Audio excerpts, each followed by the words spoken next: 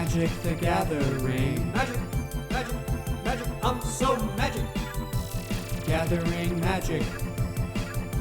Spend a lot of money on cards. Playing cool cards with my friends. Playing all so magic. We're all winners in the end. So the fun thing about, and we're just going to jump right into the episode here. Yeah, let's do it. We're going to start.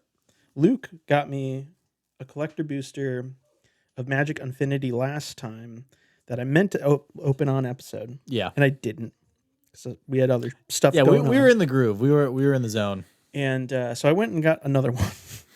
Let's go. And the fun thing that you're just learning, Luke, you're just witnessing on Scryfall here, is that when you buy a pack of Infinity, a collector booster, you're essentially lighting a $20 bill on fire. Oh, really? Yeah. Okay. So there's pretty much no value in the set. Okay. With the exception of the Shocklands. Okay.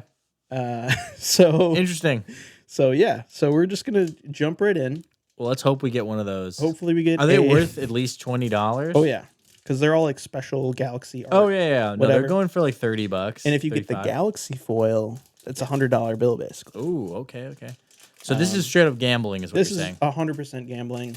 Maybe we hit a Saw in Half. Maybe we hit a Comet. Those are kind of like the two other hits Okay. from the set. Otherwise, it's literally all Just garbage. because it's an unset. Like these aren't meant to be played. So that means that last time we just burnt a $20 bill. Oh yeah, yep. That was just burning 20s. Yep. So far in our rares, we got Jermaine, Pride of the Circus. Okay. It's got the little acorn down here. So that means That he's means no illegal. good. We got the blank Isaurus in the Galaxy foil. I will say the Galaxy foil looks extremely good. Here's Katarina in a Galaxy foil. I'm building Crom Katarina. It's one of the decks I'm going to talk about very briefly. Let's go. So glad to pull this. We've got DK, Finder of the Lost, Galaxy foil. Got a modular monstrosity. This is like they have like a list set, and it's like uncards from previous unsets. Okay. Kind of cool. We've got Lila, Hospitality Hostess as her mythic foil. Got a mountain, Okay. a forest, Interesting. and a squirrel. Okay, so there we go. burnt a 20. I just lit a $20 bill Okay. on fire. So, fun way to start the episode. I recorded that pack opening. I'll put it up on our socials. So, you too can go watch me light a $20 bill on fire. $20 just up and vanished. How many of those are actually like playable? Well, the funny thing is this Galaxy foil full art forest is probably the most playable card in this pack, Luke. Oh gosh. Okay. Yeah, that's just how it goes though. This is like, it is the gambling set, right? Like it is kind of fun. This was the reason I bought this was we were over at the UWM campus. Yeah. There's like a vintage clothing thing going on over there. That's cool. One of Maddie's coworkers, he buys and sells vintage clothing. And that's right by Old Guard. And I was like, there's one of these left. I was like, I knew there was one pack left of Infinity. I need to go test my luck. And unfortunately, like, could you just feel that there was one pack left, or did you? No, I knew, because last time I went over there, I was like, I was like, oh, I think Luke got the second to last pack. So it was just the one that was in the display or whatever. Yeah. Should I do that, or should I like get something that I might? Or should I buy dinner for my family? Pretty much. Looks like we're getting a pack, guys. Yeah. So, well, it's fine. We get the squirrel token. Honestly, so the foil squirrel token and the Galaxy foil forest are probably the two hits from this pack. The token and the basic land are the hits out of this pack of Magic That's cards. rough. That hurts. Although the Galaxy foil Katarina is pretty exciting because I will be building that deck. I think I've already got a Galaxy foil of this, but I've got another one. I'll use this one maybe. I love it. Just to say just so you can say you used some of it. Yeah. But yeah, I don't know. Maybe this modular monstrosity is worth nothing, probably. Oh my gosh. Anyways, welcome to Wild Dogs, a Magic the Gathering podcast. I'm your host, Leland. With me here today is our other co-host, Luke. Hey, everyone. And thank you for stopping by and listening to us ramble about all things Magic. Obviously, we got a big episode that we want to kind of just jump right into regarding the Commander format updates. But let's start with some personal updates. Luke, what's happening? What's new? Nothing much. This past weekend, something kind of fun here. I called this section Magic the Family Gathering because I learned this weekend that my fiance's uncle, so what is that, like uncle-in-law, I guess? Yeah. And like all of her cousins, so I guess cousins-in-law, they're all Magic the Gathering players. Every dude on her side of the family plays Magic, so they were all pumped when they heard that like I play Magic and that like I have a podcast. They like couldn't believe it, and so I shared Wild Dogs with them. So if they're listening to this, shout outs to you guys. Yeah, shout outs to them. So hopefully we'll play some Magic over Christmas and other high holidays in the future. That's awesome, and yeah, I think some of them are coming to your little bachelor party. Yeah, some of them will be at the bachelor party. So. I love that we're going to be playing some Magic the Gathering. Yeah, we're playing. The only things that night, the first night of the bachelor party is drinking, and doing some porch drinking, and then also playing some cards. So I love it. Yeah, so they'll be playing. But also, funnily enough, though, they're like just getting into Commander. They're like, oh yeah, I just got a pre-con. Like, they're more like standard modern folk. So that's awesome. God bless them. Yeah. So I'll show them what's up with Commander. I'm down for some standard modern. I got some decks proxied up and ready to go. So I'll remember to bring them for sure. Yeah. Cool. Yeah, I guess for me, I've kind of my show notes just say Commander deck building renaissance. I love it. And it was kind of spurred by I'm trying to do quote unquote the 32, where I've got a Commander deck for every color and every color pairing. And I was looking at my 2-color lists, and I recently took apart my Wilhelt the Rock Cleaver deck, and that was my Dimir deck. Okay. Just because I kind of replaced that with the Esper Zombie Hashaton from Aetherdrift. Yeah. That kind of became my quote-unquote zombie deck. And so I was like sitting there and I was looking at my spreadsheet because, yeah, of course I have a spreadsheet for this because why wouldn't I? Yeah, of course. And the Dimir was like, there's just an empty row where a Dimir deck should have been. So it was like really bugging me. So I went through and I looked at all the Dimir legends, and I came upon Atris, Oracle of Half-Truths, and I was looking at a couple lists there. I just like how this card looks. It looks Art so is cool. awesome. Yeah. He does like a weird kind of fact or fiction effect when he enters the battlefield, and then I paired him with Gyruda, Doom of the Depths, as the companion.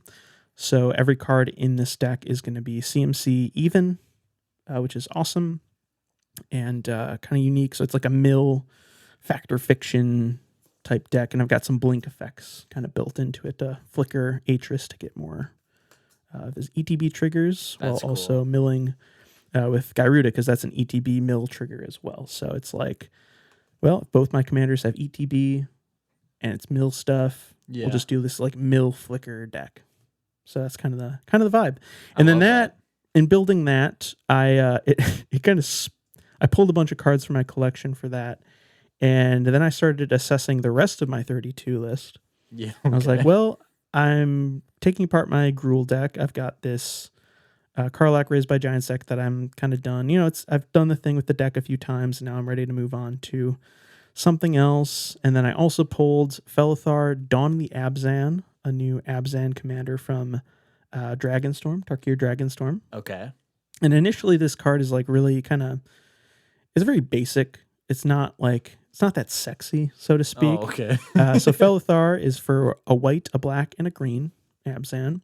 You have a 3/3 human warrior with trample. When it enters or attacks, you may sacrifice a non-land permanent.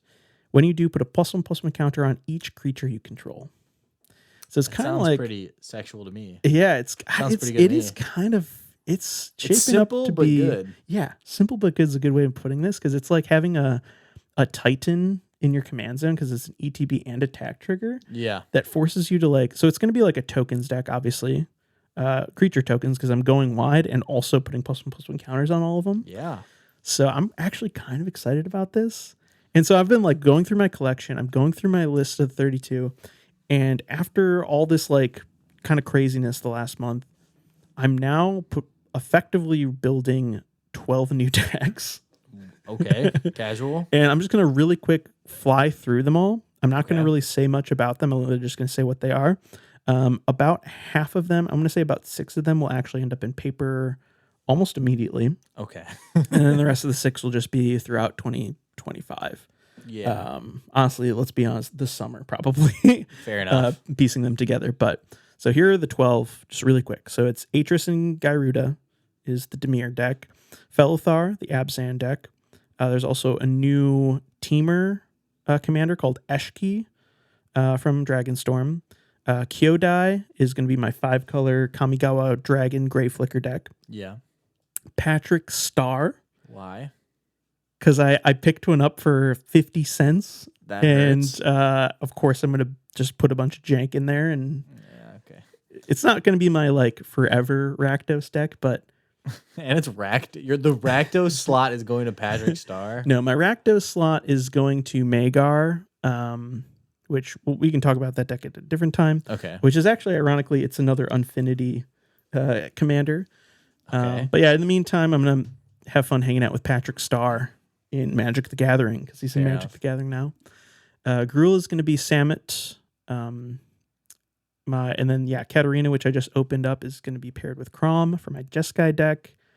Gretchen Titchwillow is to honor my daughter, whose name is Willow. It's going to be like the female empowerment. There's, a girl or a woman on every art in the deck, I like it. So that's going to be my Simic deck because I don't have one of those because I don't play Simic traditionally. Then I've got Vile Smasher and Gilanra as my Jund deck.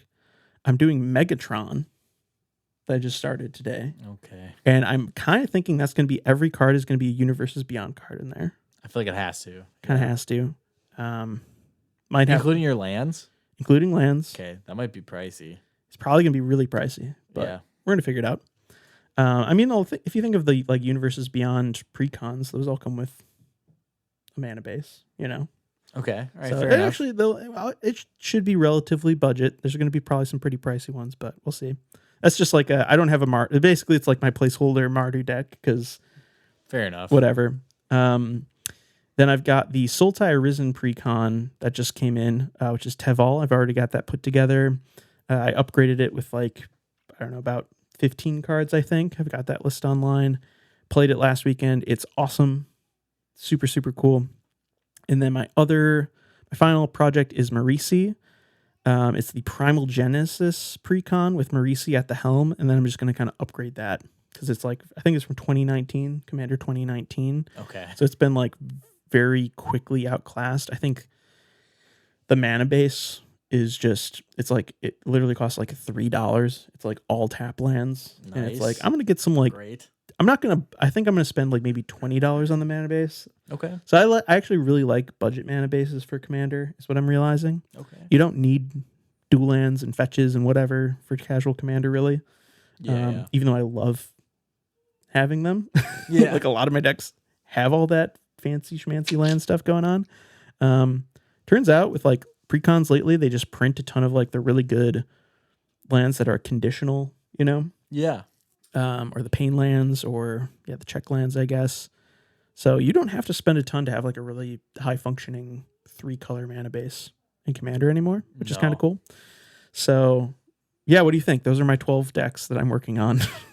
That's wild. Okay. Yeah, no, I like it though. I like it though. The Patrick Star and the Megatron are a little sus. Yeah.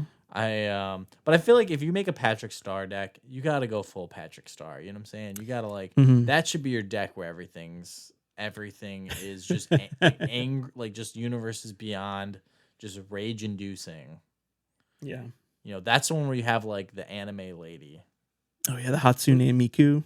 Y- Soul yeah. Ring? Yeah, you were Mhm. explaining that to me that it was like apparently that's like a TV show or something in Japan, and so that's like Close enough. That's like, okay, yeah. I don't know. I don't get it, but yeah, get all those cards in there. Just go as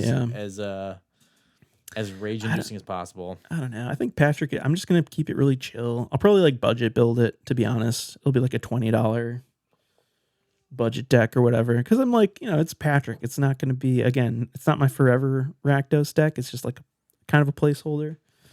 Most of these other ones I'm pretty invested in for the long run, but we'll see.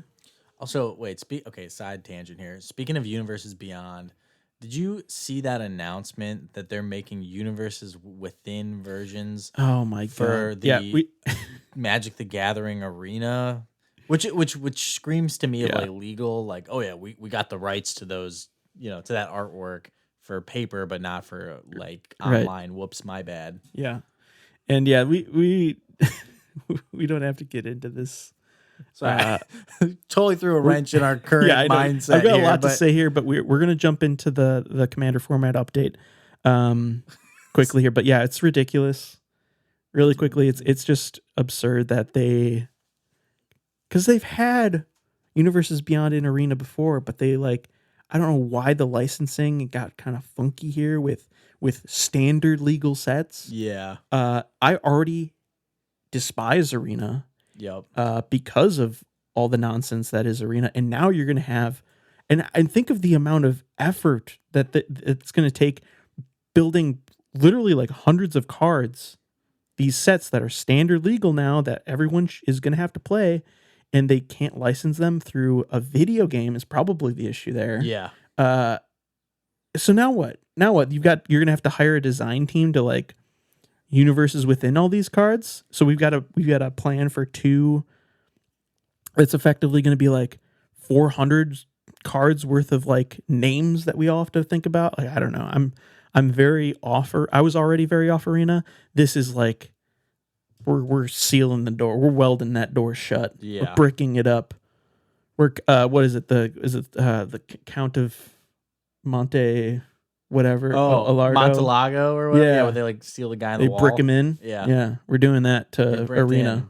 The wall. Arena's been bricked in. Dude, that's crazy. Yeah, I read that. I was like, oh yeah, this is 1,000% legal troubles. Because that is a I don't know, from a past life, that is a problem where they look at that as a competing product. They're like, hey, we're because think about it, Final Fantasy is a video game franchise. And so they're like, hey, you're putting our IP in your video game? No, that's a competing product. No, you can't do that. Oh, and then if you do it with one property, you got to do it with all of them. Because otherwise it makes, that whole thing smelled to me just like one big legal battle that they're just like, fine, whatever. We'll make Universes Within versions of the Universes Beyond cards just for Arena. Yeah. Yeah. I read that and I had an aneurysm. I had to read the sentence 4 times to understand what it meant. Yeah. So yeah, Arena's canceled officially from the Wild Dogs podcast. Yep. Sorry to say it. I've had some fun with it over the years, but yeah, I'm completely off Arena. I mean, it's not, again, I haven't played Arena in probably 8 months. Yeah. There's a lot of other issues with Arena that we're not gonna get into right now because we've got bigger fish to fry. Yeah, with the Commander format update 2025 here. It dropped April 22nd yesterday, and yeah, tell me about it. Yeah, it's pretty big deal, I would say. It's kind of for a little bit of I guess backstory is that we are now testing the Commander bracket system, which were kind of launched at MagicCon Chicago in February. And they announced around that time that they would reassess in the spring, which happened yesterday. They came out with a formal announcement. Gavin Verhey, who's the kind of he's a senior game designer at WotC and head of the Commander format panel, which was formatted back in February when they announced that they were kind of taking over. We went through all this the changes after they banned. There was the big ban last year that kind of set the whole format on fire, and the Commander Rules Committee, I think it was what it was called. Yeah. basically imploded. There were death threats. It was just a whole mess because of Commander of all things. And so now WotC's in charge of it. There's this Commander format panel, which is effectively the new RC. Gavin is at the head of it. And yeah, they released official announcements kind of reflecting on what they've seen with this new bracket system, the feedback they've gotten. And yeah, they have released 2 official announcements regarding the Commander format. So, what has changed with these announcements? Effectively, changes to the Commander format itself were released in these 2 official announcements written by Gavin. One regarded specifically banned and restricted cards. You see this for lots of other formats. Yeah. And then also the separate announcement was for the current state of the bracket system, primarily regarding the game changers, which is kind of the other big shift that we saw is there were movements in the game changers list. There were 18 new cards added to the game changers. And then 5 cards have been officially unbanned, which is very exciting. That is very, exciting. very excited about it. And then 2 cards were redacted from the game changers list as well. So those are kind of the big things to take away from this format update, I guess you could call it. So at face value, this is kind of it's a relatively light format change for both casual and competitive Commander. Okay. Inherently, the brackets that are most impacted by these changes will be 1, 2, and 3, because they care implicitly about the amount of game changers that are and aren't allowed in their decks. Okay. And then CDH or bracket 5 will see a limited amount of impact from this update, primarily with Gifts Ungiven likely being the most impactful card just in general from these unbannings that we're going to talk about in depth in a moment here. And then potentially some kind of more fringe play with Sway of the Stars and Panoptic Mirror, but I don't really see... Sway of the Stars isn't really CDH geared, and Panoptic Mirror is... Like, there are a lot of infinite combos that can happen with Panoptic Mirror, and we'll talk about these cards at length in a second here, but I don't know. I don't have the insights into CDH, but I think Gifts Ungiven is kind of the big one for them. But yeah, any kind of initial thoughts here about this? Obviously a lot of information, and we're going to go into all the cards that were unbanned and labeled as game changers and all this stuff. But yeah, what was kind of like your gut reaction when this announcement dropped yesterday morning? My initial gut thought when this all dropped was sort of like, okay, this is maturing, is kind of what my initial thought was. Like, okay, we're this is maturing, this is becoming a thing. Like, not like this, like I felt like before it was a beta in Chicago, and now it feels like, okay, this is now a fleshed out system. Right. That's kind of what we had the guts last announcement of, the bones of the system. And now it's like, okay, here it is in play. And also this kind of got me thinking a lot about, to use another game as an example is League of Legends. So every 2 weeks, famously for its whole inception, every 2 weeks, League of Legends has a balance patch that goes out. And every 2 weeks, different characters become powerful and other ones get nerfed. And they're very famous for, switching up the meta every 2 weeks. Right. And so that's kind of what this felt like. It's like, hey, we just got a new meta. This is a new Commander meta is out. Because, for instance, we'll get into it later, but a lot of my decks went from level 2s to 3s. Yeah. Yeah, I think... So, yeah. a new meta, a new patch is out. Yeah. Yeah, no, I actually think that obviously the unbannings are kind of what it's the talk of the town, right? Like, these are cards that haven't been in Commander for, over a decade, some of them, in some cases. However, I do think that the game changers shifting is going to be, it's 18. Way bigger. It's 18 cards versus 5 cards that are kind of niche. That shift is going to, I don't know. We'll get into about some of these cards. Some of these cards I think shouldn't be game changers, and some of them are like it's going to cause a lot of bracket 2s to inherently be bracket 3s. Yeah. And some of these cards you don't really want to cut from certain decks either. It's going to make... Yeah. I also noticed that too. There were a couple instances where I was looking at... It sounds silly, but looking at even like some of my bracket 3s, I don't really think bracket 4... This is another discussion, but like I don't want any bracket 4s really right now.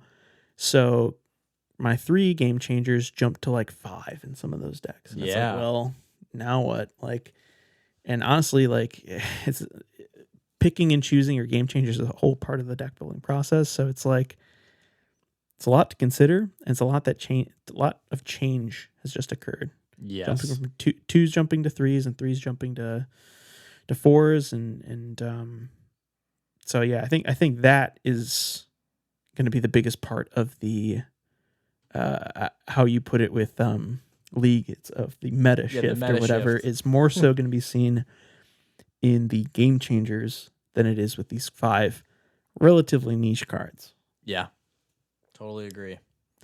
So let's jump into the unbans. We'll talk about all 5 of these cards.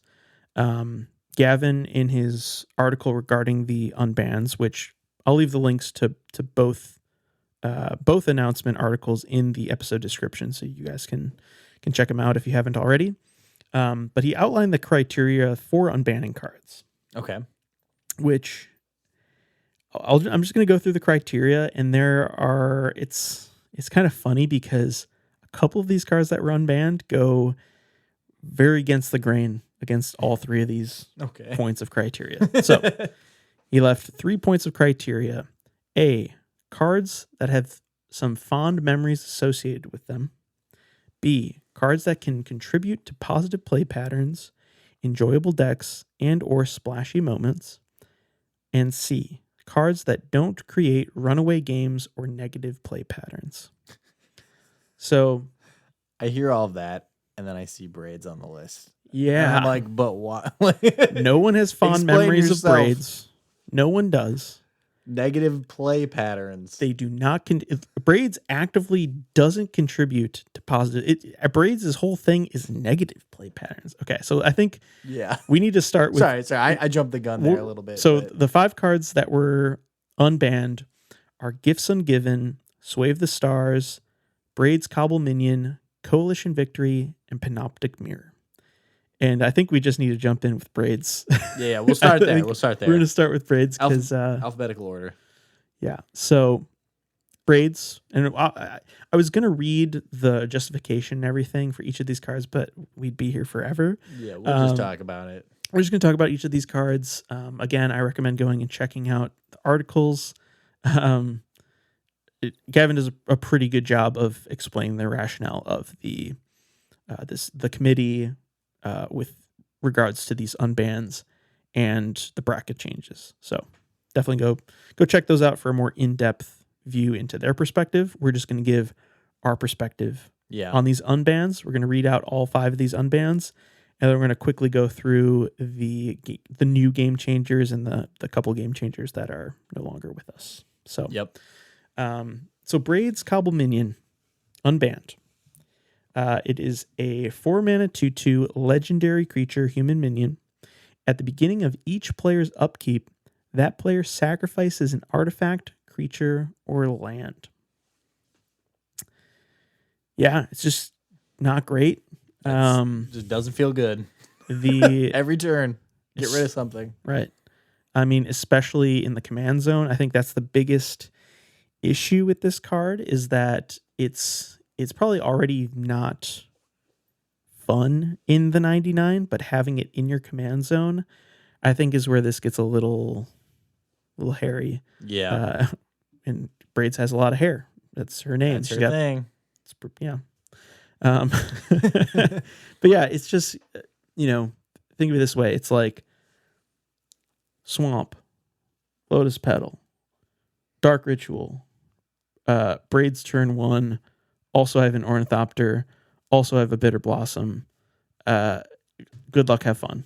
Yeah. It's like, granted, you can craft this deck to have like a turn 1 or turn 2 where you just shut your opponents completely out of the game. Yeah. Why was this unbanned? I don't know. Like, I guess it's not so egregious. Like, just play Swords to Plowshares. Just play Path to Exile. Just play a Lightning Bolt. Just play a Shock even. But the removal argument, I don't think it's mitigated by the fact that this can sit in someone's command zone. Turbo it out, turn 1, turn 2, and maybe you can't even afford to cast your Chaos Warp. You can't afford to cast your Beast Within mana for it because you're sacrificing all your lands. Yeah.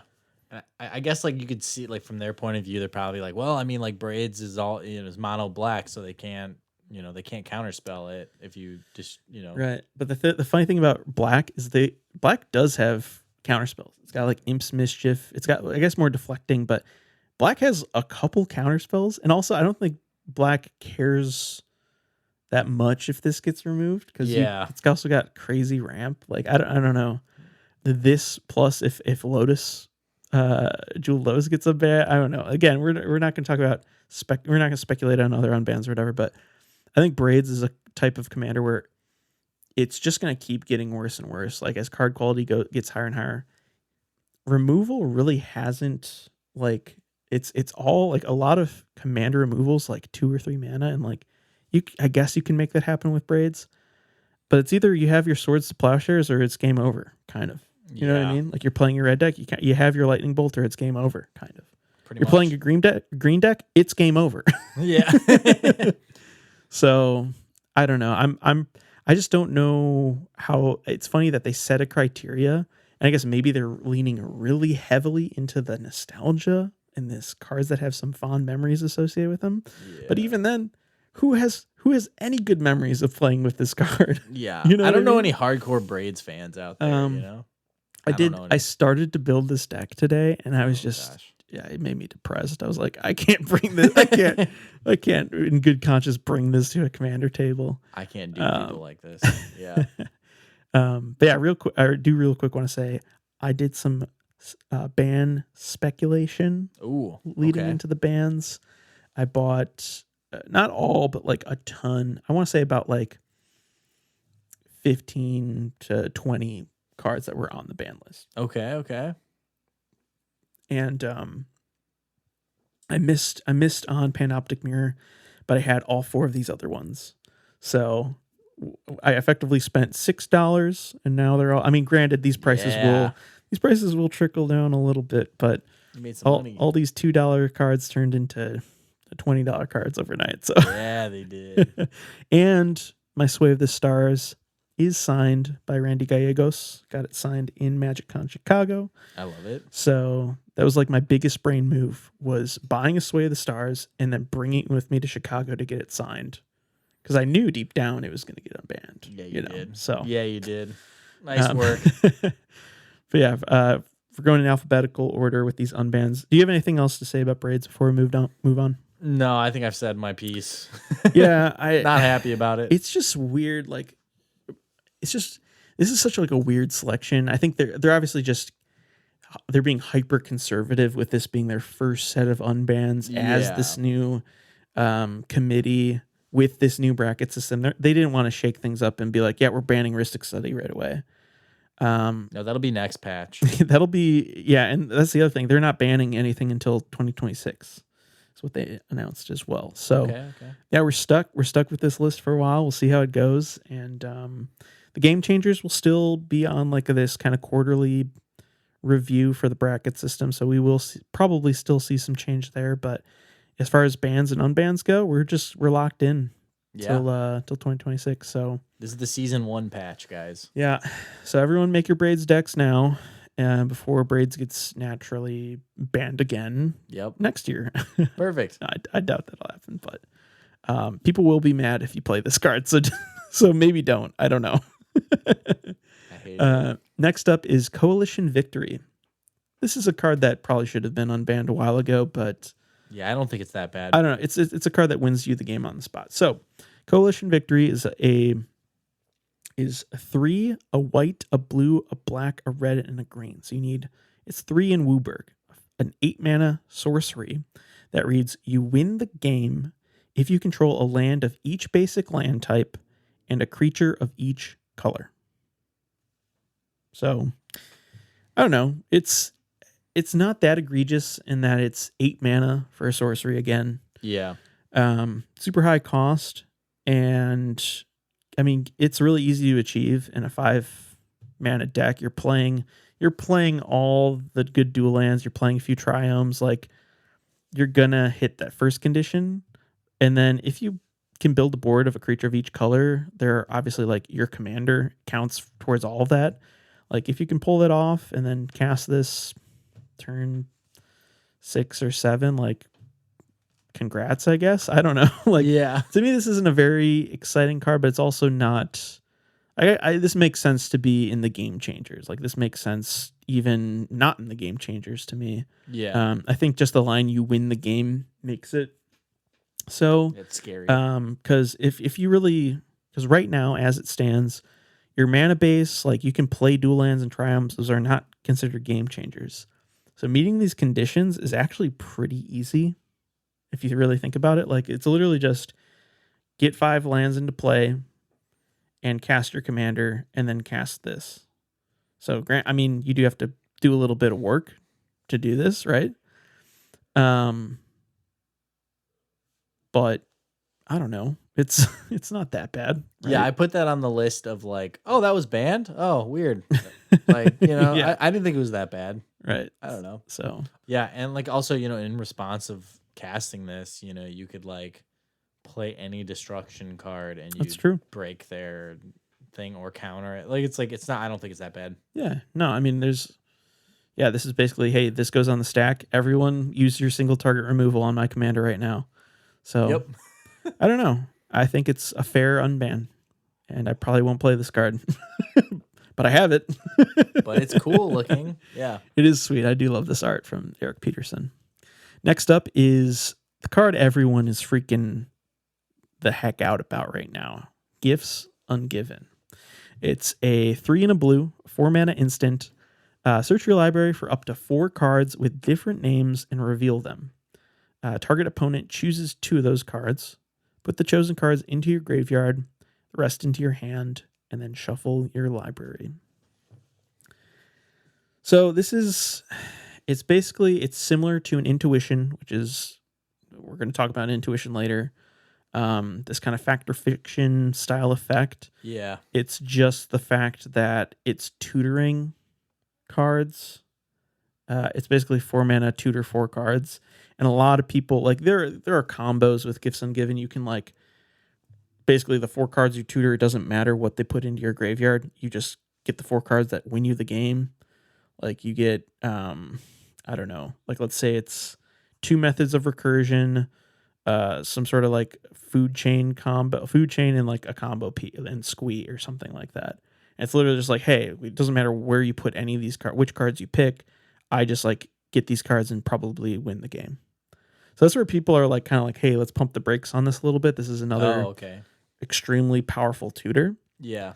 But that being said, it's like you can take extremely powerful cards and use them in a casual setting. And I feel like this is one of them. There are certain cards like a Thassa's or Oracle or Underworld Breach where it's like, you can't play those cards casually. Like, or like a demonic tutor. That's not like a cat. Like, yeah, you can use a demonic tutor to go, I'm going to tutor up my like goofy little samurai for my samurai deck. Like, you can do that type of stuff. But like, I feel like Gifts is a pretty special card in that we don't have a lot of fact or fiction effects.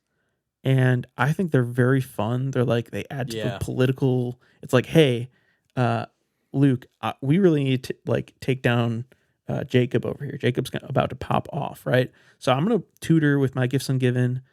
I'm going to get all these things. These are the ones I want, whatever. Like those types of fact or fiction things where you can like talk to the table and like make deals and like, hey, I'll give you those cards if you don't attack me or whatever. That type of thing. But even without politics, you can run a Gifts Ungiven and like I'm thinking of doing it in Atris. Just because I can now. Yeah, why not? Because it's even with Garuda, even CMC. and just being like, yeah, I'm going to use this, and I'm going to go find 4 6-mana creatures.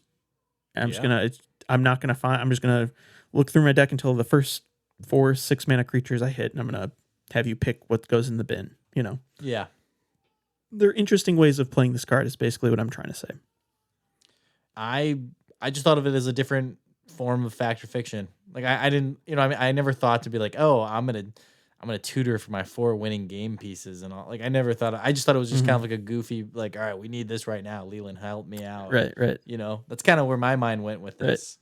But then again, I'm also more casual. But I just thought it was a fun fact or fiction. So I didn't know it was. I didn't know it was causing a lot of beef in the community. I didn't know that. Yeah. So it's like for CDH players, they're excited. Or they're both like excited, and like I saw some criticisms where it's like, oh yeah, blue farm players get another like there's certain decks that like, hey, here's another powerful blue tutor. Like, have fun with this. Yeah, good luck. But yeah, it is. I think in a casual environment, this can be like a pretty chill card. It is a tutor, but like we can. I don't know. I think, again, running like 1 or 2 tutors, I think we said in our commander deck template, which go check out for sure. A couple tutors, if you need to run them. And this is, in my mind, this is like a fact or fiction style effect that's just kind of a fun way to interact with the table and put some stuff in your bin, put some stuff in your hand, whatever. But it is like one of those things where it's like, hey, if I'm really going to like, be a sweat about this, I'm going to go find the 4 exact cards I need right now. And that, tutoring 4 cards, that takes a little bit of time. I think that was kind of the rationale. I was like, this is like kind of like a time consuming effect that can just win people the game on the spot sometimes. So it's like, there's a reason why this was banned, but I'm cool with this unbanned because I think it's a really cool card and I'm excited to see it in Commander again. No, me too. Next up is Panoptic Mirror. This is the one like I said, I swing and a miss. I didn't pick this up. I don't know why I didn't pick this up because it was definitely only like $3 or $4. Now it's like 50. It's like the one that it only has 1 printing. Like this is the one I should have picked up, but I feel like I probably looked at this card when I was doing my speculating and was like, oh, they're not going to unban this. This is like the very first thing you think of is an infinite combo, which I will outline after I read the card. Panoptic Mirror is a 5-mana artifact for 5 colorless. It has imprint X. So you tap it and you remove an instant or sorcery card with converted mana cost X from in your hand from the game. And then the card is imprinted onto this artifact. At the beginning of your upkeep, you may copy an imprinted instant or sorcery card and play the copy without paying its mana cost. So kind of a complex card. There are basically like the primary infinite combo is just like, hey, I put my extra turn spell. It doesn't matter which one. Time stretch. I put my time stretch under and I imprint on this. Hey, every upkeep I get to take an extra turn. So you get it. You just win because you get. Hey, I have. You go to your next turn. Imprint triggers. I get another extra turn. Imprint triggers. So I'm like. There's some cool stuff that you can do with Panoptic Mirror. I think of the 5, this is probably the most interesting unbanning.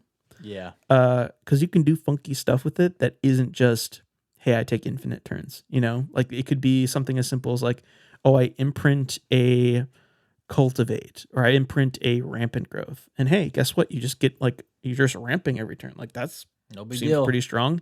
And it costs you 7 mana to do it. So it's like the cost here. The reason why this was banned was for, hey, infinite turns, probably not great for casual commander. Yeah. But the cost of like a 5-mana artifact that you then need to pay further mana into, you're basically paying for both spells. You just get your second spell to like rebound infinitely. Yeah. Which is sweet. I think it's a really interesting card. I'm interested to see what people do with this. Yeah. Yeah, me too. I think that's kind of where I'm at with this card. I'm bummed that I didn't pick one up, but hey, excited to see what people kind of funky stuff people can pull off with Panoptic Mirror. Right. Also, I think that in the article, I I mean, maybe I'm misremembering this, but one of the reasons why it was brought back was just because Gavin was like, I liked this card and I have a lot of good memories with it, so I want to see it back in play again. So I brought it back. Like it seems like there wasn't a lot of scientific thought to this, just more just like, hey, lots of great memories with this card and I want to see what people do with it. Yeah, I think again, like the perspective of this being like a relatively conservative unbanned, they're like testing the waters. Panoptic Mirrors feels like a fairly safe card to put in your game changers list, you know, like we already have restrictions on or like extra turns, multiple extra turn cards anyways on the lower bracket. So it's like, hey, let's throw in a game changer that, yes, you can get infinite turns, but it'll probably cost you like 9 or 10 mana to do so. So it's like, yeah, I this is a reasonable unban. Again, probably won't be playing it because it's going to be right now. It says it's $50, which is insane. It's probably, I mean, that's the thing is it's only been printed once though. So this could sit at probably $50 for the next year. We'll see. But that's when you print at the library. Yeah. Right. You know what I'm saying? Or WotC prints into their next standard set as like a chase card in the collector boosters. Oh, Everyone keep an eye out for that. They are 100. I would guarantee maybe not. So like, I would say of the 5, keep an eye on Panoptic Mirror reprint. Okay. That's all I'm saying. Hey, you brought it up here. We'll get back to you guys. I think that's going to be the one that they do. Maybe Sway of the Stars, but the Sway of the Stars, which we're about to talk about next, is, again, a little bit more niche. We could see another Gifts Ungiven, maybe in like a, I don't know, probably not a Secret Lair. It'd probably be a chase card. Okay. My guess would be, hey, maybe they do like all the unbans as like the special guests and the Eternities. What if they have like a Secret Lair? Yeah, right. That anime character Secret Lair with Right. all the unbans. All right, and then the final card that was unbanned is Sway of the Stars. This this card is crazy. So it's for 8, a blue and a blue, so a 10 mana sorcery. Each player shuffles his or her hand, graveyard, and permanents he or she owns into his or her library, then draws 7 cards. Each player's life total becomes 7. So it's like a 10 mana, hey, you know that game we just played? Forget it. We're doing the new game now. Yep. With 7 life each. I love this card. I love the art by Randy Gallegos, and it's from Betrayers of Kamigawa, so I inherently mess with this card. Yeah, you're a fan. The effect is, it's rough, but I do like some cards that are like chaos and like cause for really hectic, wild games of Commander. But I can see this being, it makes sense why this was banned, right? Like it's powerful. It trivializes the entire game we've played so far, and that feels bad. But also, it's a 10 mana sorcery, so it goes back to the argument of like, well, you know, just counter this, I guess. And it's, again, not that you have to hold, like, expecting that in a 100 card singleton deck, the pot of 3 players with casual EDH, likelihood of someone just like having a counterspell for this at any given moment is relatively low. Yeah. Because I think people undervalue, maybe not undervalue, but maybe underplay. They don't include the amount of counter spells maybe needed, typically, I guess you could say. Yeah. I don't know. There's like this whole, I don't know, kind of like playing counter spells is like kind of against the grain, or like I'm trying to think of like it's not in the spirit, you know. Yeah, it's not in the spirit of casual Commander. So I don't know. I don't know if I like the counterspell argument too much here, but yeah, it's just a 10 mana reset button. So I don't mind it. Yeah, I don't know. It feels like you're forcing everybody to go into extra like innings, like a shootout. Yeah. Exactly. You know? Exactly. I'm okay with it though. I'm down. I don't know. Again, I'm casual, so I'm like, ooh, whenever like, if you pulled this out in a game, I'd be like, ooh, okay, all right, like let's see what happens. You know? I actually really like that shootout analogy. It would be as though we were going into like because it's 10 mana, right? So we're like in the 4th quarter of a football game. let's say the Green Bay Packers are winning and it's like 35-6 against the Bears, right? Yeah. And then all of a sudden, 5 minutes left in the fourth quarter, we have those 5 minutes, but our scores go back to 0. Yep. That's like, that's well, basically what this is. Why did we play the previous round of this game? And it's not even that. It's just like the scores go back to 0. It's like the rosters of the teams flip or something. Yeah, everybody's got to play B teams. Because it's like all of your lands are gone, all your permanents in your graveyard hand, everything is shuffled back into your library. You draw 7. You've got nothing. Do you have to pay the commander tax? Yeah, you got to pay the commander tax. Yeah. So it's like you got to go find a new head coach. You're bringing up, you can't play any of your starters. I guess maybe one of your starters can hit the field, I guess. I don't know. It's like, the analogy is there. But it's like it trivializes the entire game before this hits the board, which I'm okay with that. I think that doesn't bother me. Depends on the game. Maybe like, obviously it feels bad if you're ahead, but if you're behind, it's like, whatever. I was going to lose that game anyways. I don't know. It's just the fact that this basically just creates a non-game. It made everything that you did before this effectively mean nothing. And now we have to play another commander game starting with 7 life. Like, yeah, I don't know. I feel like if you're playing really well, you're the life leader, you're playing a great game and this card gets hit, you'd be mad. But also, I'm never that guy. So I'm totally fine with this card. Right. I'm never sure. That guy that's doing really well. Sure. So I'm down with it. I'm good with it. Yeah. Well, I think that covers the 5 unbans. Pretty big. Yeah. How are we feeling, Luke? What's kind of like your reaction with all 5 of these cards, kind of as a whole, as a collective? I'm split. It's either, oh, that was banned. Oh, I didn't know. Cool. Welcome back. And then the other half is like, ooh, that's not gonna go well. and I'm mostly thinking of braids and panoptic mirror. Sure. Yeah, I don't know. I wish maybe they were a little bit more aggressive. Obviously, you wanted more. Yeah, obviously 5 unbannings is serious. Like, it's not. I don't know. Like they're doing something here. You can tell that this is maybe a good start. Is a good way of putting it. I do wish, obviously this was unbanning. They didn't do any bans. I would have loved to have seen at least Rhystic Study or Underworld Breach banned for CDH at least, but Rhystic Study at least, that impacts casual too. That impacts your, bracket level 3 games. I just think that card is not good for Commander. I want to go on too. So wish we'd have seen something a bit more aggressive, because now, from a competitive standpoint, those people have to deal with a whole nother year Rhystic Study and Underworld Breach, Thassa's Oracle, the works. And then, I don't know. I wish we were seeing a couple more flashy unbannings or bannings, I guess is kind of my TLDR on the unbans. But yeah, excited for Gifts Ungiven, excited for Sway of the Stars, and I will not be playing braids. Yeah.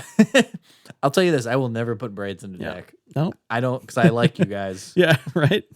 I still want you to be my friends after we play. like my friends, so I will not be playing braids. Yeah, 100%. I think that takes care of the unbannings. Yes. So, time for some game changer talk. Okay. Bracket system. Again, we did a whole episode on the Commander brackets, but real quick, game changers are a set of cards that are considered, powerful enough to have a significant enough impact on the game that there need to be limitations set. So brackets 1 and 2, you can't have game changers. Bracket 3, you can have up to 3 total game changers. And then 4 and 5, 5 being CDH, you can have as many as you want, right? So they've got this list, and they've removed 2 from the list that they already had, which feels a little bit random, but I think it's mostly just kind of, I think it was mostly to show that they're willing to do that. It was Okay. kind of like a, posturing like, hey, like moving forward, you can expect that there might be cards like we do reassess, and it's not like we're going to keep adding more. Yeah, we go both ways. Yeah, exactly. We can take some off. So they got rid of Trouble in Pairs and Trinisphere. Both of these cards, I agree that they maybe aren't in the same class as some of the other game changers. Trinisphere being, we're gonna kind of go quicker through the game changers here. Yeah. Feel free to, find the list online, pause, read the cards, follow along. Trinisphere just being like a stacks piece. I agree that this is not a game changer. This is a card that slows the game down, but not enough so in casual Commander for it to be like that big of a problem. Yeah.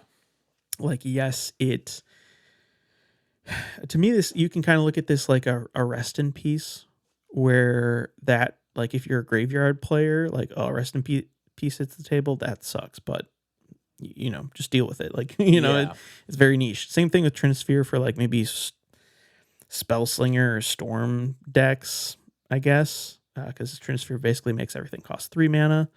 I don't know. I'm okay with this coming off the game changer list. Yeah, no, both of these I'm fine. I mean, they're powerful, but they're not like, if you threw this on the board, you wouldn't become my target number one. You know what I mean? Like, they're powerful, but they're not, anything to write home about compared to some of the other stuff on the game changers list. Right. I think a good comparison for Trouble in Pairs is maybe like Esper Sentinel or Smothering Tithe, where it's like the heuristic study, where there are, in those cases, those are game actions where they happen almost every turn, and you get like, boom, I get treasure, boom, I get card advantage. Yeah. Trouble in Pairs is like a little bit more niche. It's an enchantment where, like, whenever an opponent attacks you with 2 or more creatures, and they have to be attacking you, or draws their second card each turn, or casts their second spell each turn, you draw a card. And that's like, it's very specific conditional. There are conditions that are often met in a Commander game. Like, this is not a bad card, but it's not game changer-esque to the point where it's like, honestly, in some instances, I'd rather just play like a Night's Whisper. Honestly, like, just draw 2 cards right then and there. For 4 mana, how about a Harmonize? Hey, I just get 3 cards right now. I don't have to wait for all my opponents to do a bunch of stuff. Obviously, this draws you. Like, if you can get this out turn 3, turn 4, this will draw you a ton of cards in a Commander game. It'll draw you way more cards than your Harmonize. But situationally, what if I need 3 cards right now? I think that was one of my kind of like level up moments, was I leaned into stuff like Trouble in Pairs for my card advantage way more than I did stuff like Night's Whisper or Harmonize. Harmonize, it just looks 4 mana, draw 3, sorcery speed. It's not sexy, but it gets the job done. Yeah. You know what I mean? And it's green. So Luke already loves Harmonize way more than this stupid white enchantment. Yep. So yeah, no, I'm happy with both of these coming off of the game changer as delisted cards. So cool with that. Yeah. So those are the 2 cards that got removed. We also had 18 cards added. So a lot more. Yeah. And again, we're going to try to fly through this. I'm going to go in alphabetical order. Yeah, let's do it. And let's just kind of gut reaction, see how you're feeling, see how I'm feeling about all these new game changers for the bracket system. So right off the bat, we've got Aura Shards. I love this card. Yeah, it's very strong. I just love this card. Do I think it's a game changer? I don't know. In the right deck, it just bricks all your opponent's board states. Yeah, it does. Like in tokens, and it's Selesnya. So if you're playing green and white, you're probably making creature tokens. Yeah. To some extent. Yeah, this card is messed up. It is messed up. It is messed up. It is. For 3 mana, the effect is extremely powerful. So I don't know. I'm okay with it being on the game changers list. I feel like we're going to see, there are a couple instances of this, and I've heard other people talk about, like, this idea that some of these additions feel like someone had a really bad game against Ore Shards, or like they had a game where they lost to Food Chain, or like they had a game where they lost to a natural order tutoring a Crater Hoof Behemoth. So it's like, oh, well, we need to ban, we need to make natural order a game changer. I kind of feel that way a little bit about Ore Shards. It is an enchantment, which makes it's not easy to remove. Like, so many people undervalue enchantment removal, and enchantment removal is relatively rare. Like, I get that Return to Nature, whatever, isn't an exciting Magic card, but it's like essential. Like, your disenchants are like playing just honest to God disenchant in your white deck. Just why not? Why not? Do it. Yeah. You know? So I don't know. I think Ore Shards is fine as a game changer, because if it hits the board and people don't have the stuff to interact with it, it's just gonna totally warp the game. So yeah, I'm cool with it. I'm good with it. Next up, we've got Consecrated Sphinx. Yeah, it's extremely strong card draw engine. If this hits the table, you just are gonna be above and beyond everyone else in terms of card advantage. I'm okay with this being a game changer. I'm all right with it. I think it's borderline, because it's still a creature, so you can get rid of it in like a lot of ways. Also, like when a Consecrated Sphinx comes on the board, I'm more like, oh, that's a cool card, more than like oh shoot, I'm screwed. You know what I mean? Whereas like I would feel that way for an Aura Shards, what I wouldn't feel that way for. So it's like borderline for me. It's powerful, it's good, but I mean, I don't know. Yeah, I kind of feel that way too, because it is like, it's a 6 mana creature with, I mean, the rules text on this, whenever an opponent draws a card, you may draw 2 cards, is basically just like, hey, have fun. You get all of the cards in your deck for the rest of the game a little bit, because like this counts every single draw your opponent does. So yeah. I do agree it's a little bit maybe borderline. It isn't necessarily game warping, but chances are when this hits the board, you're gonna be able to pull off a win. Yep. So next up is probably my least favorite addition to the list in Crop Rotation. It's of course this is a good card. This is like if you've ever played lands in any format, I'm thinking my Legacy Lands deck in particular. But this being able to it's a tutor, right? It's a green tutor. I think people, because there were not a lot of green tutors on the first rendition of the Game Changers list, they were like, hey, what are some green tutors we can throw on here? Which we'll see later. They've got a couple now. This one I'm a little bit bummed about, primarily because I love this card, and it pisses me off that this is like considered one of my 3 in a bracket 3 deck. Yeah. Because it's such like, it's in Commander. Yeah, I don't see it even played that much in Commander. This is not that egregious. In obviously in like other constructed formats, this card is a powerhouse. And it can be a powerhouse in Commander. Don't get me wrong. I have this in a couple decks. I just love Crop Rotation. This is just like one of my favorite cards. So yeah, of course I'm going to play it. But in Commander, you're like sacking a land to tutor for a land. You know, I like, obviously we're going to talk about Field of the Dead in a couple cards here, but that's also now a game changer. I don't know. It feels like there's something about maybe someone on the committee doesn't like lands decks or something, but like I don't like green. I just really don't think this should be on this list personally, but yeah, it's a powerful, like, that's the thing, is there's so many powerful cards in Magic. Not all of them have to be on this Game Changers list. Honestly, that card and another card on this list, I saw it and I was like, oh, that's kind of random. Okay, I guess. Okay, well, what card are you referencing? Should I? Yeah, let's jump ahead. I'm fine. We'll go back to Deflecting Swat. But yeah, Natural Order was my other one. Yeah. Where I saw that, I was like, I mean, it's a good card, yes, but it's sorcery speed. I just don't think it's that egregious. I don't know. Yeah, I'm also a green player, so maybe I'm biased, but no, I honestly kind of agree with you. I mean, 4 mana tutor, I saw that. I was like, that's kind of random, but I guess the argument I think for this being on the Game Changers is this literally just, you can look at this card as being 4 mana, second copy of Crater Hoof Behemoth is what this is. This is a 4 mana Crater Hoof Behemoth. It's like second slot Crater Hoof Behemoth in your deck, right? Yeah. So I don't know. I see there are other combo pieces, right? Like this could be, it could tutor for anything, but obviously the big one being Crater Hoof Behemoth. Sacking a green card to go find a green creature card. What are you going to get? It's probably going to be a Crater Hoof. Yeah, I this is a little bit of a head scratcher for me, just because we've got a bunch of other creature tutors. Like let's just get the tutors out of the way. Yeah. I'm talking Worldly Tutor is another one here.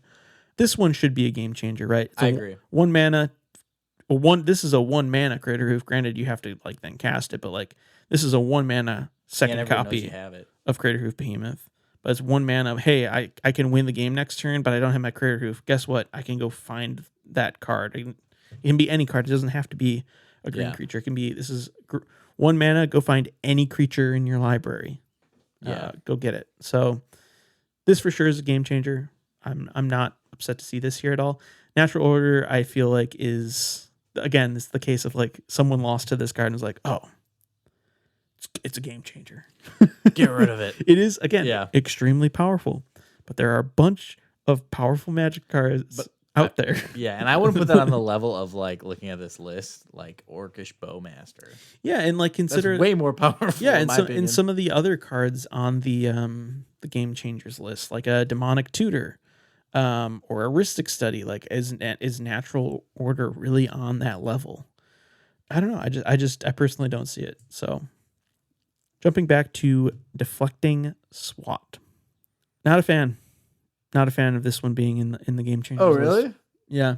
I think this is definitely on the level of like my day was ruined by a deflecting swat. I think I love these kind of red choose new target effects. I don't like, you see, because this kind of reads to some people as a counter spell, but it's solely like protective in nature, and it's already like I don't know. I'm having a hard time finding this on the level of its comparison is Fierce Guardianship, right? That's the blue. Yeah. If you have your commander, it's a free counter spell, right? Yeah. But it's the Deflecting Swat is different. The effect is different. And I think people conflate, or like they're confusing this effect for what the power of a Fierce Guardianship, of a free counter spell. So yes, it's free, and there's an issue there, I guess. But this is literally like, it's costs a card, and what is this doing? It's probably just like protecting your commander. Yeah. That's not, how does that, I don't know. Like, you have to be like in a position where your commander is solely about to like win you the game, and like, yeah, it's commander. Like, your commander is a core part of your deck. I don't know. I'm not. This is a strong card. I mean, again, gonna be in that kind of spot of, this is a strong card, but it's not a game changer. There are other strong cards in Magic. I don't see this as being on the level of a Fierce Guardianship. Yeah, this makes me feel like Gavin lost 2 games in a row to this card, and then was like, screw it, it's going on the list next week. Like, yeah, no, I mean, I don't know.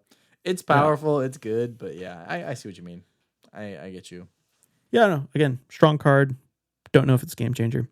Next up, we've got Field of the Dead. Some more landfall hate.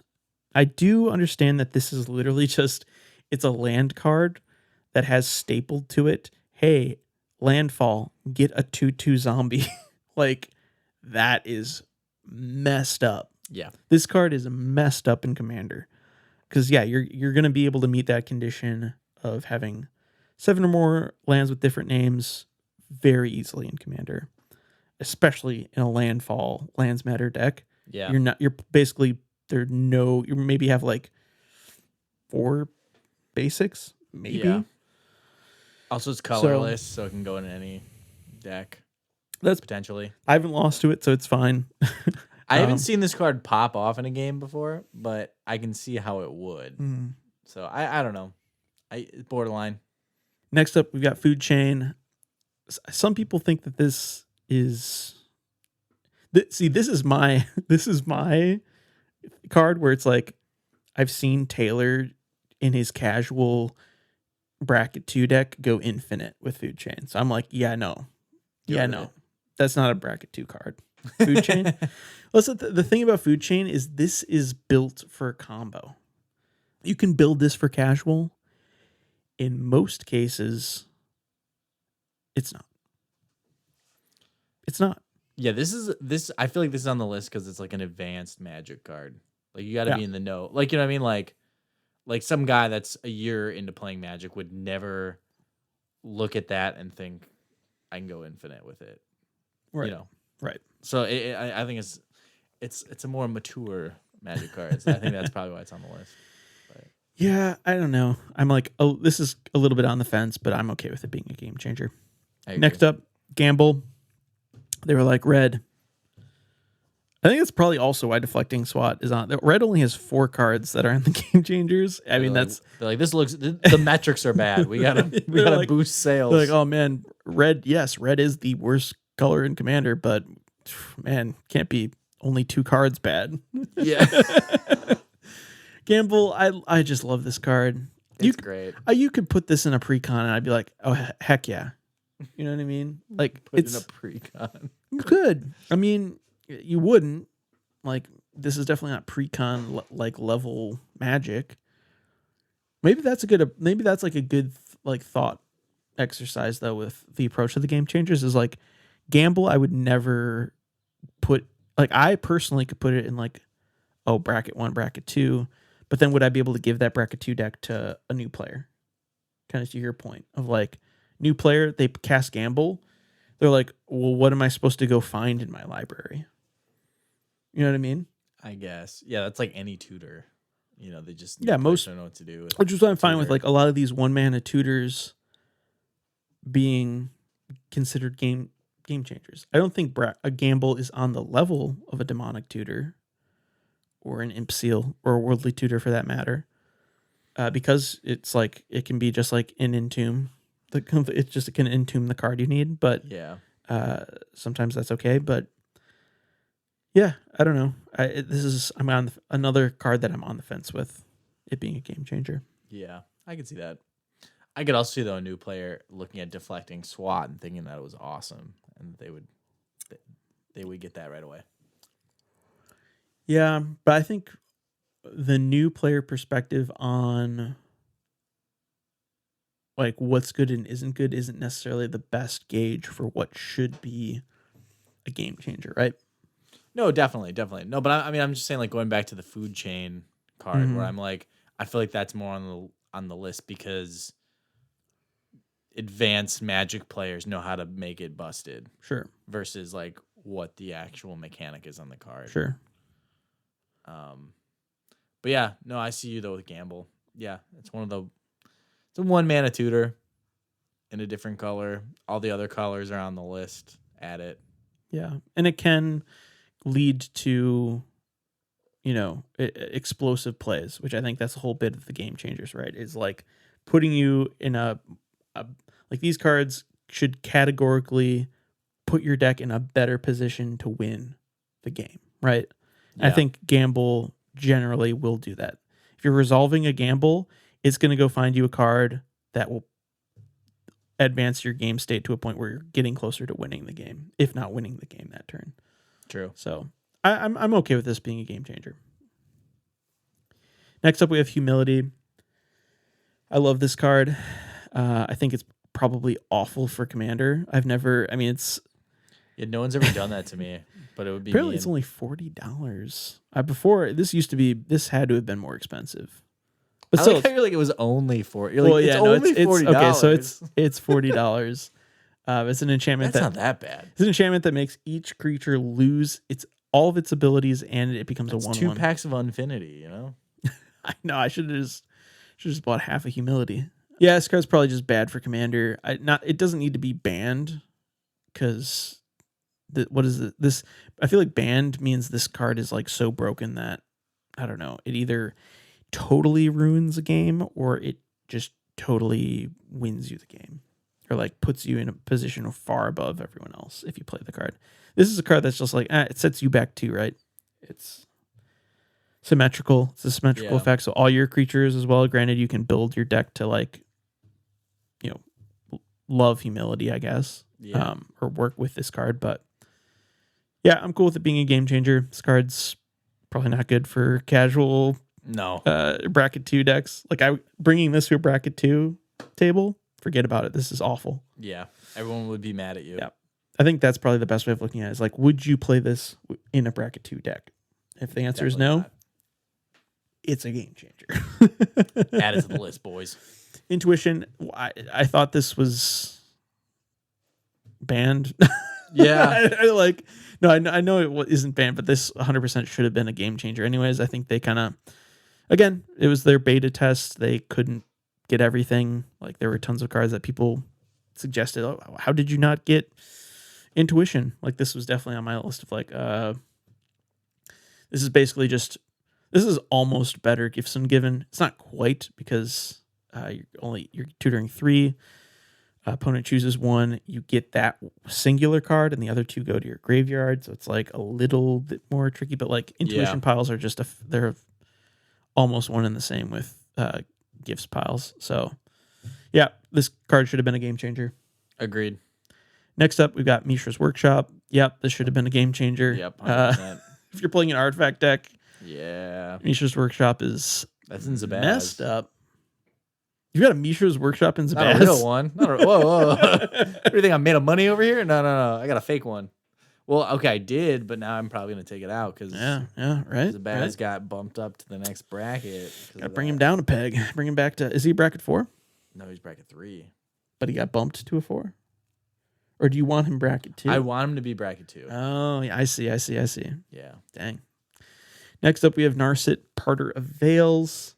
It's another one of these cards like Leovold or Hull Breacher that just turn all your opponent's draw, or they mitigate the amount of draw they can get. Yeah. Goes in your wheel decks, Nekusar decks. Yeah, I'm fine with this being a game changer. This card's sucks for multiplayer. Agreed. Next up, we've got Natural Order, which we already discussed. Talked about. Necropotence. Yeah. This, what are we, huh? Why wasn't this on the list before? This is like, if I were making a game changers list, this is like the first card that I would have put on there. So, glad to see this finally as a game changer, I guess. I saw that on the list. I was like, oh, wait, that wasn't there already? Like, oh, okay, I guess. Let's throw it on now. All right, back in action. Notion Thief. Yeah, same thing with Narset. Just causes steals your opponent's card draw. Kind of egregious. I don't know.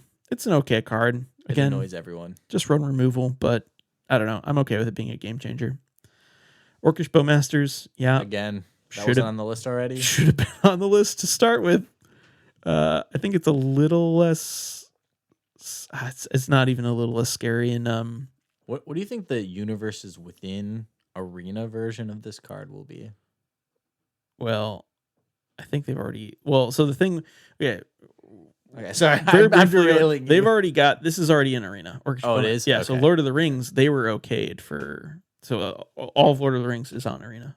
Okay. So and I don't even know if it's just Final Fantasy or if it's Final Fantasy and Spider-Man or I don't know. We'll do a whole episode on that once we figure that out. Once we get the T on that, yeah. Seaborn Muse, yeah, this probably also should have been a game changer to begin with. Guys, it's not that bad. Luke, come on. It's not that bad. Come on, green guy. I didn't think it was that bad. This card sucks. I hate this card. This card isn't as bad it's in as like all my green decks. Yeah, it's pretty bad. It's no, it's chill. If it was untap all non-land permanents, then we could talk. No, it's permanents. No, this card sucks. Anyway, moving on. Nefarious Protection. Yeah. This one was borderline for me. This is borderline. It's just like a weird kind of fog protect. Like again, it goes back to deflecting spot. Like, is protection really like you can do weird stuff with this where like you cast a wrath, hold priority, cast Fairy's protection, kill everyone else's, but that's just like a plague wind with more steps. It's like there are wraths that kill all your opponent's stuff and keep your stuff. I don't know. Granted, that's a really poor comparison because Teferi's protection also is just a 3-mana. Hey, you're targeting my thing. Like, I'm just gonna cast Teferi's protection. I'm good until it's my turn. So I mean, it's extremely powerful card. It's also $50. I didn't realize it spiked that crazy. I knew it was like probably $35-$40, but why are we looking at a $52 Teferi's protection right now? Yeah, that was also in Zabaz. So that's gone. See, I ran into this issue as well with my mono white deck, and I'm pretty sure I ended up cutting. I kept this in, and I cut Ancient Tomb, which sounds insane. That is wild. Did you have no other protection? Well, no, I've got it's for my Preston the Vanisher, which relies on building a huge board state. So it's like, if I'm going to run protection, like Teferi's protection is like cream of the crop. I think I threw in like a terrain generator, which all mono colored decks should be playing terrain generator. Just do it. Obviously, it's not even close to being in comparison to Ancient Tomb, but it's like whatever. I can live without an Ancient Tomb in my bracket 3 deck. Teferi's protection just felt like the better play. I think my other two, which don't kill me for this, but my other two in this bracket 3 deck are the One Ring and Smothering Tithe. But they're both like, the Smothering Tithe has my literal name on it. Leland is on it, so I'm never cutting that card. Okay. And then the One Ring is like real. It's like a real, like it's like I pulled that. It's like extended art One Ring. It's like, well, I kind of want to play with that card. So I cut my proxied Ancient Tomb to keep in my Teferi's protection. Anyways, I understand. Tangent aside, I'm fine with this being a game changer. It is kind of on the fence, though. I put it on the fence. Yeah. And then, we already talked about Worldly Tutor. So there's all 18 new game changers.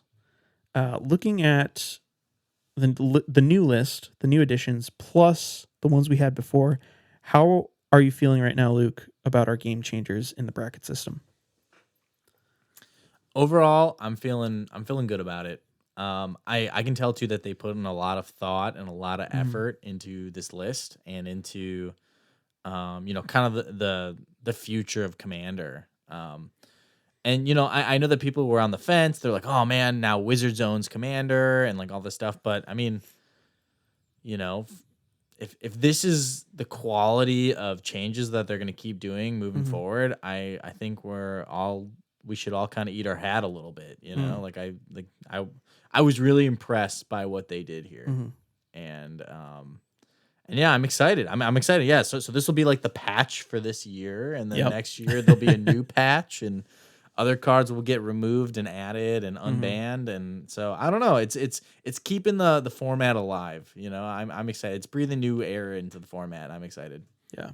Yeah. I think I'm okay with, because again of this, like, it's new, it's fresh. I think I would have also been equally upset if they came in. They're like, all right, we're doing unbans quarterly. We're doing 3 more unbans. They're like, we're doing unbans every 2 months or something like that. Like, that's doing a little too much right out the gates. Like, I'm okay waiting till the end of the year with this. I think we're in a good place. However, maybe it is like every 6 months. Like, as far as unbans go. Yeah. I do like the quarterly approach to reviewing the game changers list. I do want to see that kind of. Okay. I want to see them stay on top of that a bit more, because that's flexible. Yeah. Game changers is flexible, and it's exciting to see this list kind of like move and grow.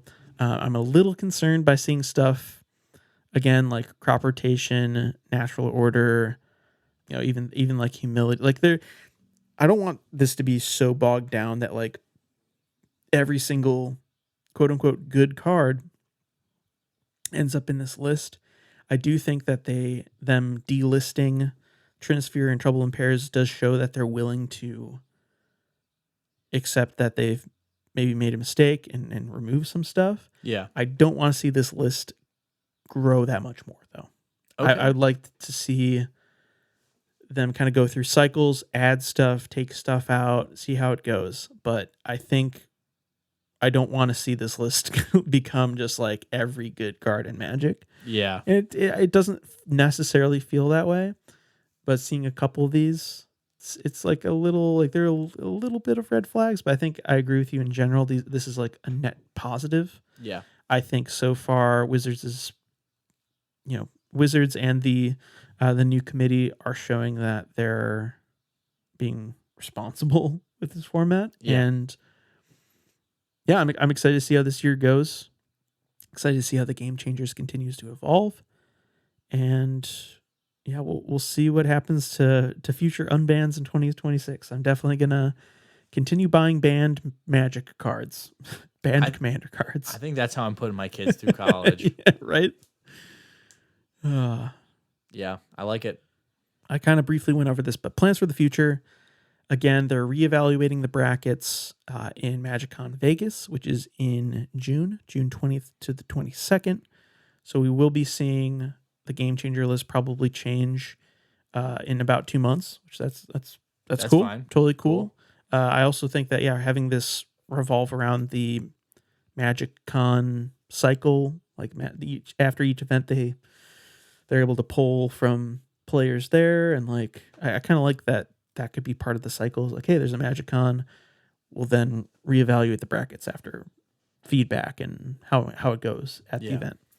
No further bans until 2026, unless Gavin put it, there's a Nadu contingency where if they somehow mistakenly they make an oopsies and they print another Nadu, they have the they can do emergency bans. So I think it's good that he put that little footnote that's like, we're locked in with this till 2026 unless we mess up and print something that needs to be banned. But I don't think that that'll come up really. They're on the lookout now, so hopefully that won't happen. Right. So I think to wrap this up, yes. fun little thought exercise. If you could pick 3 cards to be unbanned in 2026, Luke, what would they be? I'm glad you asked. My off the bat here, bring back Primetime.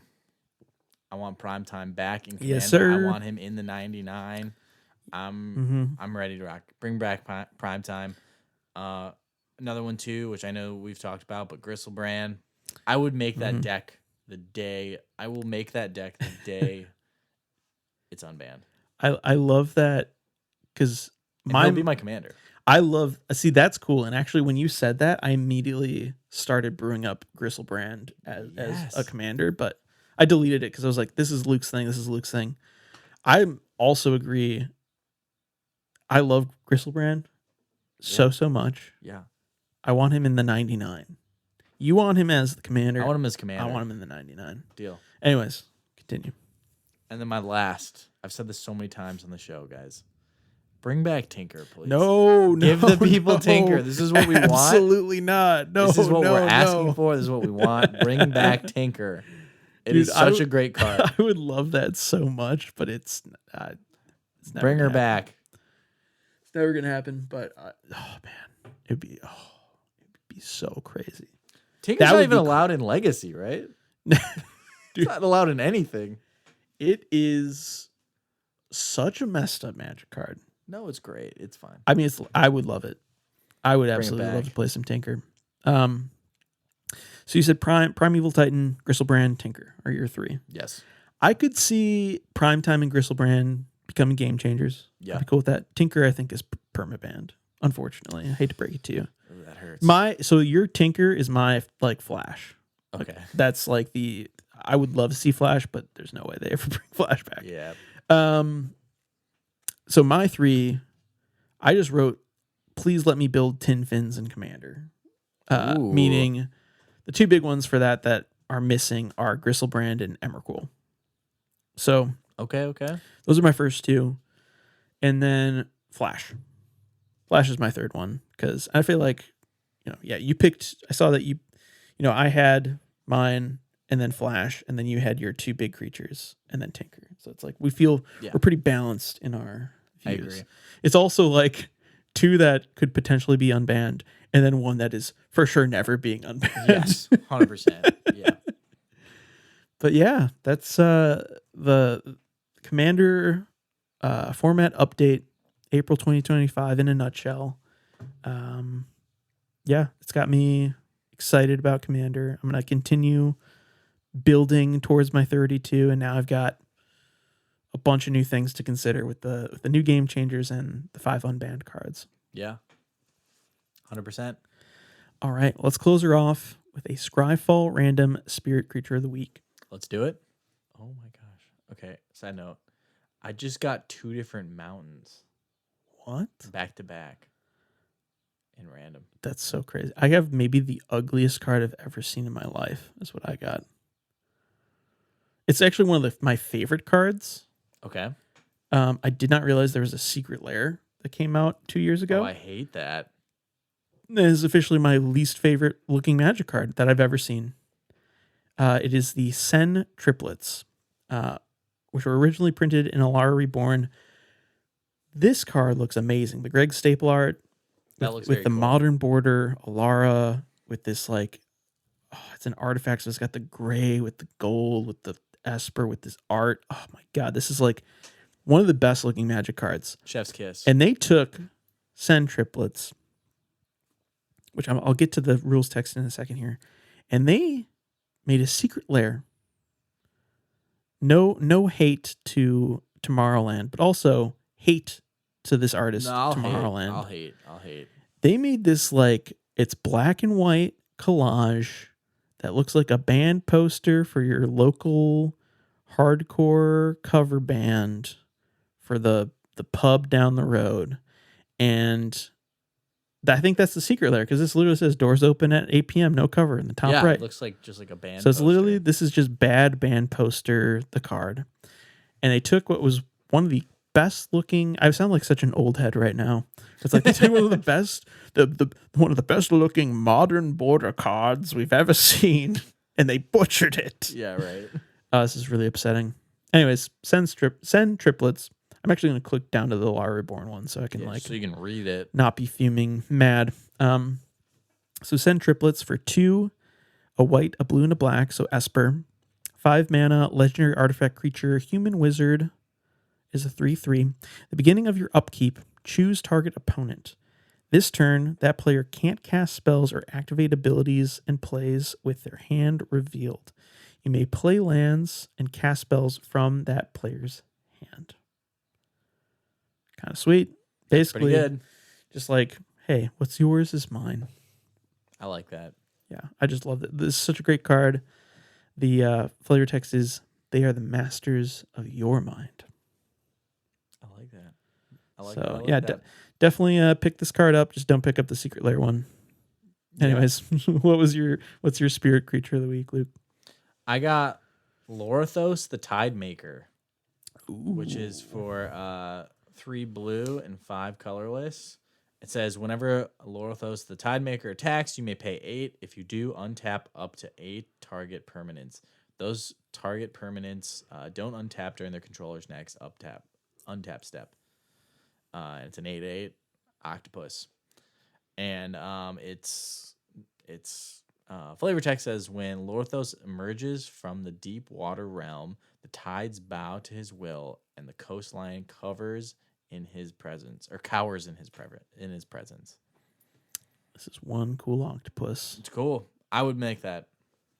Yeah, I love it. It's an 8/8 for 8, and he's an octopus I love that. I would make that. with an effect that costs 8. I love big, costly blue creatures. I love them. Heck yeah. I love them. You want to? Hey, this is gonna probably ruin your day. Yeah. You know what deck I'm gonna build? I'm scared. No. Oh wait, no, sorry, it's not Squidward. It's the is it Mr. Krabs? Oh, it's Mr. Krabs. Duh, because it's a crab. This is also gonna piss you off. This is on its way. This is in the mail. It's coming to me right now. Mr. Krabs Penny Pincher. So this is Cherek's the Raging Isle, which is weirdly enough, I think so there's a bundle promo of Cherek's that I got when I got the Zendikar Rising bundle. And then I opened a borderless foil Cherek's. And then I also opened just a regular foil Cherek's. I don't know why, but I've just got like I've got every Cherek's ever, and now we've got the Mr. Krabs Cherek's. I hate that. I hate it. I just hate it. Oh gosh. I've also got the. I hate it. Sorry, this is turning into. Hey, what stupid SpongeBob cards did Leland buy? I've got the Knight's Whisper Squidward. Stop it. This is on its way. Look at him. I hate it. Everyone go look up the Secret Lair Squidward Knight's Whisper. It's my like new favorite card I own by far.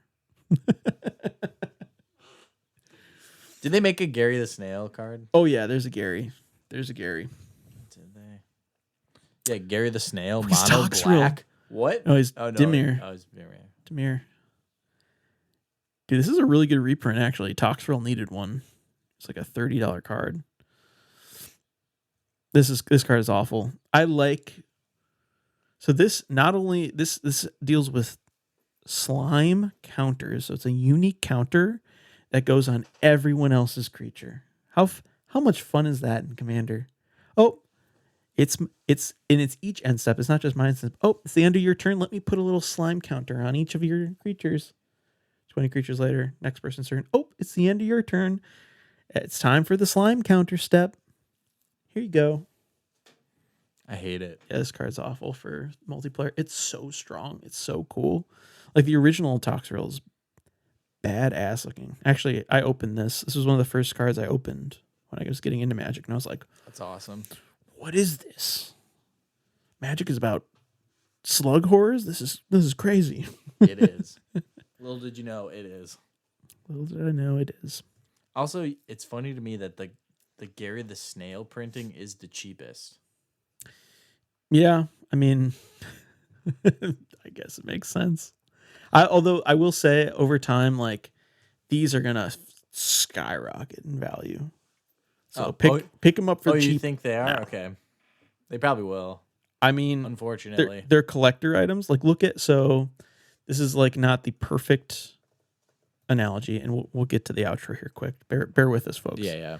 I don't know if you've got the was it Frank Frazetta? Yeah, I have that. This is how much this costs right now. Are you serious? $140 in foil. Wow. Yeah. So I got $140. Yep. Just chilling in my binder. But yeah, it's because it was only printed once, and it's for an artist that everyone loves. Yeah. Also, listeners at home, I'm a huge Frank Frazetta fan, and I saw that he was doing a Secret Lair, so I bought the whole foil Secret Lair. I think the Dark Ritual's the most expensive, but all of them are going up. All of them are. Wait, how much is the foil version of the Dark Ritual? I'm curious. At $140. Let's go. Cool. And then, actually, let's just take a peek at TCG just for fun, and then we'll call her a day. Yeah, about 140, 150. That's wild. Yep. And that was honestly just over like within the last year or so. Slowly crept up. This is so cool. I mean, why would you not have this be your preferred printing of this card? It's so sick. That is very cool. And then everything else is like $20. So this whole like you probably spent $30 on this Secret Lair and everything is. These are also all very famous paintings. Yeah. Well, that's why. I mean, it's like there are certain. So like I'm not totally equating the SpongeBob one to Frank Frazetta because there are like there probably will never be another Frank Frazetta Secret Lair. You know what I mean? Like yeah. This is super unique and one print run. SpongeBob, in a few years, these cards, if they don't reprint them, they're going to be worth something. So yeah, pick up your SpongeBobs and Patricks now for a few bucks because they're not going to be a few bucks forever. That is if you like or even care about SpongeBob and Universes Beyond and all that jazz. Yeah. Anyways, so next week's Food for Thoughtcast question, which did we even do?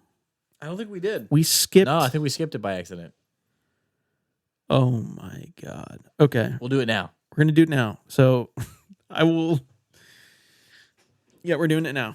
I think I had to do this with Taylor too. We just jumped. We got too excited about this Commander. We had a lot format to talk update. about. So, so our Food for Thoughtcast question last week was, what's your favorite legendary land? Or in our last episode, I should say. My response, I had to pick. It was really hard to pick just one. Okay. So I'm just going to say it's a tie, two-way tie between Dark Depths and Yavimaya Cradle of Growth. Just Both are solid. Dark Depths, lands combo, it's sweet. Yavimaya is just like, it's just one of my favorite lands of all time. Goes in like every green X deck there is. Yeah. Card is good. I love it. So for this But one, yeah. I did Bozaju, who endures. Bozaju? Bozaju? How How do you say that? Boseiju. Boseiju, who endures? I like how you picked the most spike legendary land ever. Is it? And you're like, it's also some weeb. Okay. Stuff. All right, let's relax here. No, I did because it's a cool green one. There's no other legendary green lands that don't exist outside of this one. My brother in Christ, I literally just picked Yavimaya Cradle of Growth, like the green, the one legendary land that turns everything into a forest. Doesn't get more green than that, but I like how you picked.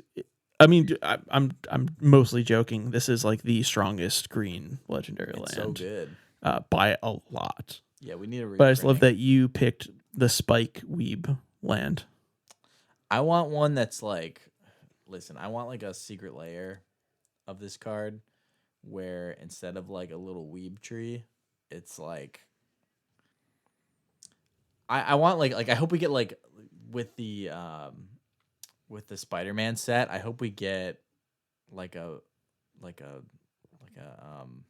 like this is like Central Park or yeah, something. like Central Park, yeah, like a tree in like the middle of like a city.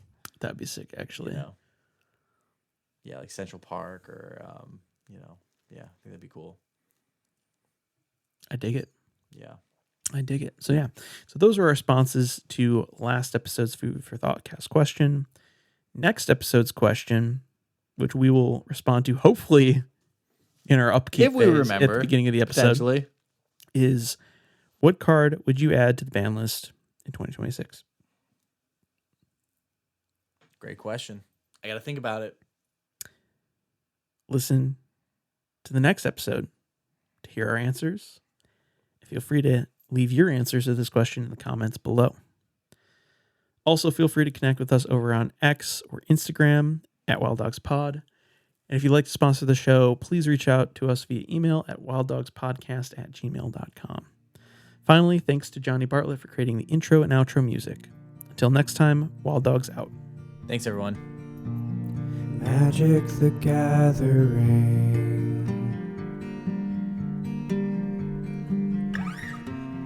Gathering magic with my friends. Playing cool cards all the time. Tutoring love